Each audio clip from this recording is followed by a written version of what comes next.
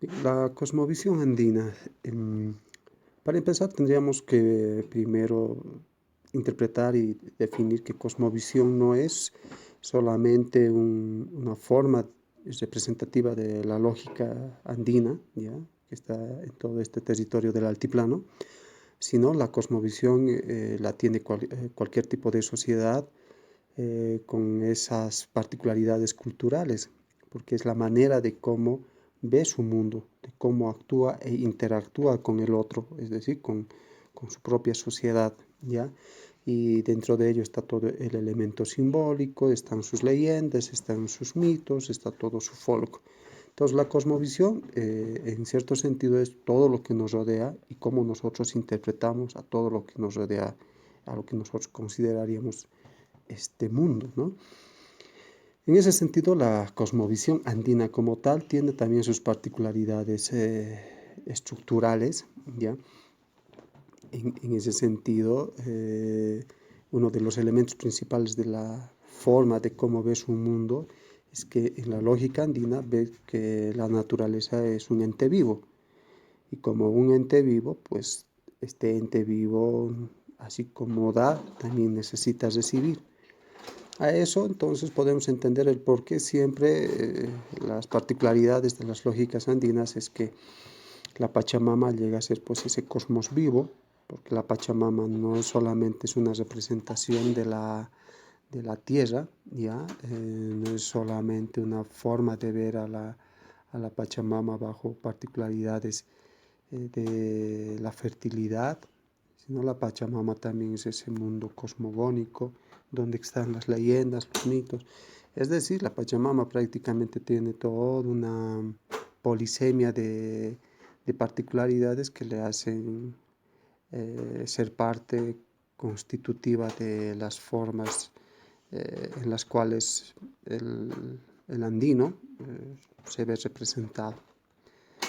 En ese sentido, esta realidad que la vamos construyendo tiene una historia.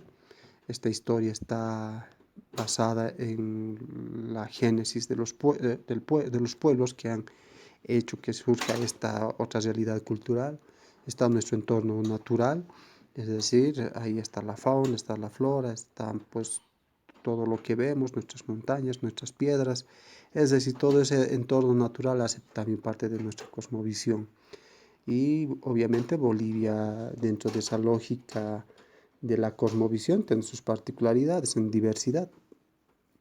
La forma diversa que podemos comprender es que cuando hablamos de cosmovisión andina, no podríamos solamente particularizar que Bolivia tiene la cosmovisión andina, tenemos la cosmovisión amazónica, la cosmovisión del Chaco, es decir, ese es el mundo diverso que tenemos que entender cómo está estructurado, en qué creen, cómo lo ven a su naturaleza, cómo se relacionan el ser humano o su sociedad, tanto en la Amazonía como en el Chaco, así como lo hace en el mundo andino, ¿ya?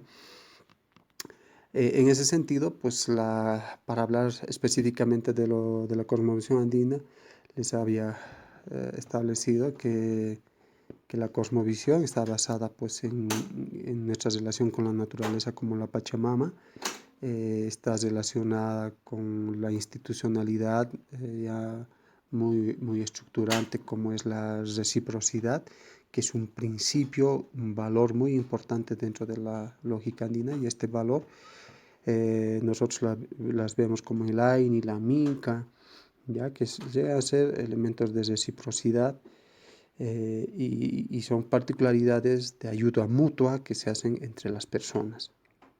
Y de la misma manera nosotros podemos hacer AINI con nuestro entorno natural, así como lo que ha sido agosto, que ha pasado recientemente, como a través de nuestras mesas entramos en un AINI de dar y recibir. También la lógica andina, es decir, la cosmovisión andina, establece un sentido cosmológico ya de la existencia de nuestra realidad en tres planos. Está el mundo superior, conocido como el Alajpacha, que de alguna manera ahí están las deidades como el sol, la luna, las estrellas, las pleiades, ¿ya? También las podemos ver los ciclos naturales, que de alguna manera eso es un aspecto histórico que se nos ha dejado y que la seguimos perviviendo en esta realidad. Luego tenemos el mundo el mundo de aquí y del ahora, ya donde existimos nosotros. Ahí lo consideramos como el Akajpacha, ¿ya?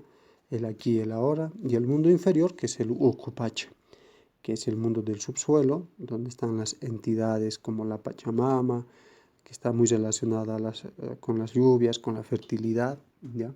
Y estos tres planos de la realidad están interconectados unas a otras. Por ejemplo, del mundo inferior, con las grandes lluvias, va retornando al mundo superior a través de las lluvias, y las lluvias irrigan las tierras, dan existencia y sobrevivencia a las personas. Entonces, más o menos ahí vienen los elementos simbólicos que hacen a la representación del mundo andino. Todos estos elementos de alguna manera nos ayudan a comprender que la lógica o las lógicas andinas han tenido una representación muy establecidas en el mundo del altiplano, ¿ya?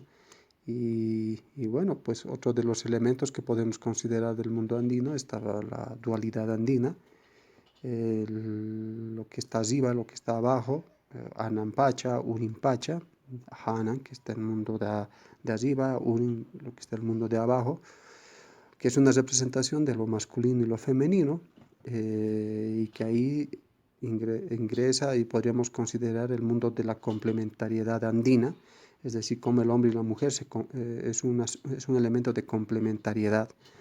No es un elemento de oposición, como nos dicen, o una oposición de contrarios, al contrario, es una complementariedad que de alguna manera funciona como un solo ente cuando estos dos elementos, es decir, lo masculino y lo femenino, este binomio, se une y se vuelve una unidad.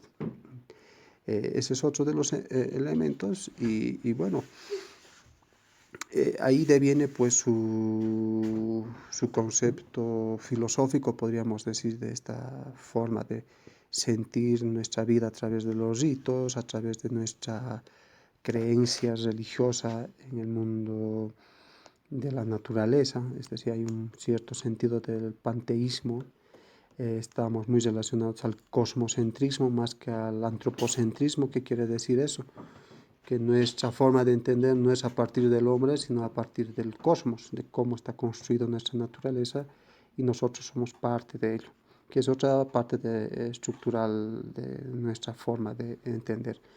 Y ahí vienen los elementos simbólicos, nuestro sentido del ciclo natural, como la cruz andina, los solsticios, los equinoccios, que son parte de la forma de entender la cosmovisión andina, la fiesta al sol, ya que se hacía mucho en el periodo de los incas, el famoso Inti Raymi,